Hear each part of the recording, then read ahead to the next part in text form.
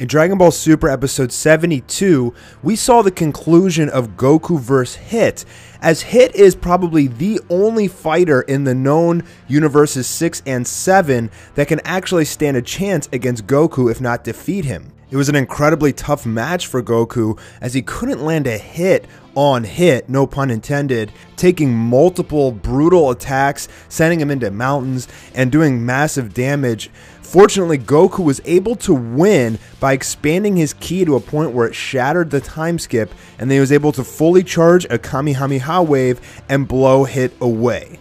Now this is really important because this signifies that Goku is now the strongest fighter in universes 6 and 7. More importantly, not only did he defeat Hit, he defeated him without the Kaioken and just used his sheer genius.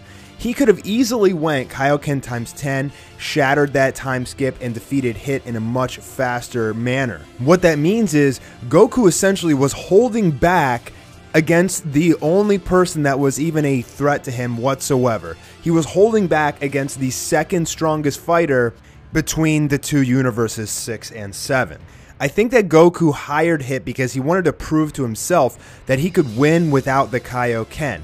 And now that he's done that, the gap between him and everybody else is massive. Goku is by far the strongest fighter besides the Gods of Destruction, Angels, Grand Priest, and Zeno. However, he may be stronger than Beerus at this point. That's something that we may find out later. With the upcoming Space Survival arc, we're going to get to see 10 new universes and all of their strongest fighters. With Goku leagues ahead of absolutely everybody else except maybe Vegeta, that means that anybody who poses a challenge to Goku could essentially wipe anyone else out with a flick of the wrist. I think just about every new villain they introduce is going to be relatively weak in comparison to Goku. That's why fighters like Master Roshi, Tien, and Piccolo could actually get a chance to do something, because all these other fighters they're going to introduce, they can't be as strong as Goku. That would be insane. However, there is definitely going to be some incredibly powerful villains or enemies in this tournament. Some villains that are definitely going to give Goku a run for his money, probably knocking out characters like Hit or even Vegeta in the tournament to spread that feeling of fear and show how powerful this new character is, this new villain or villains. Now, are they going to introduce new Saiyans? Could this new ultimate villain be a Saiyan? I'd say it could. And originally I had a theory, I actually did a video on this, that I thought the final battle and the final villain was going to be a Saiyan, so that it would be a Saiyan on Saiyan, Super Saiyan White versus Super Saiyan White Goku battle for the multiverse. But I'm kind of going back on that theory because if you think about it, the Saiyans from Universe 6 are incredibly weak. If you take a look at Kaba, for example, I mean, he didn't even know what a Super Saiyan was. He was able to achieve it, but he was also a genius.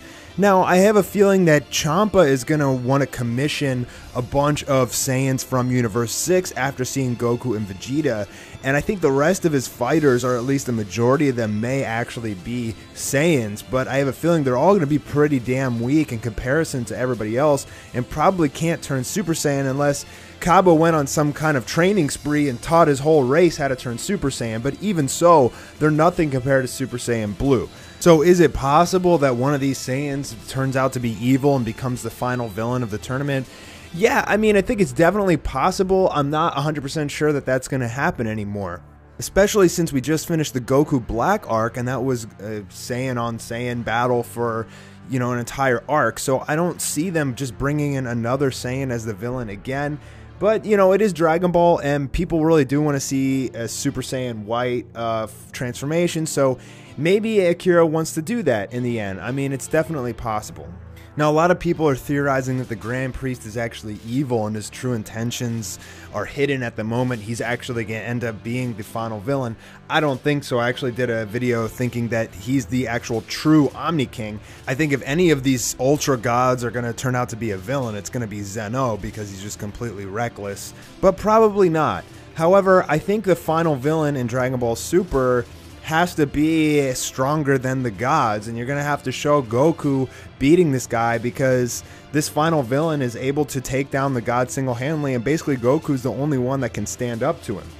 Now, there's another speculation that Dragon Ball Super is going to end after this multiverse tournament, and that's not set in stone yet. So whoever the final villain of this multiverse tournament is may not be the final villain of the show in general, especially because Dragon Ball Super is making so much money over there in Japan. They're going to keep it rolling as long as they can because it's a cash cow, and in the end, they do care about money. So could it be some evil Saiyan god of destruction that turns bad and he's somehow stronger than the Grand Priest and Zeno and everything? I highly doubt it. But again, you know, it's Dragon Ball Super. Anything can happen. Regardless, I'm still really looking forward to seeing how this new arc develops and what kind of power levels all of these new characters are going to have from all these different universes.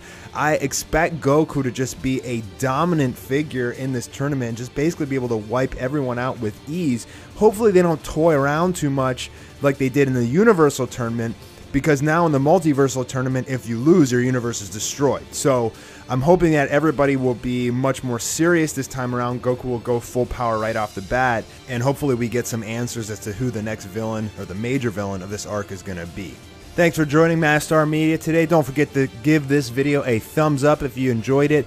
And I am getting started on the Anime War trailer. The trailer will be the next release with more footage that you guys haven't seen yet.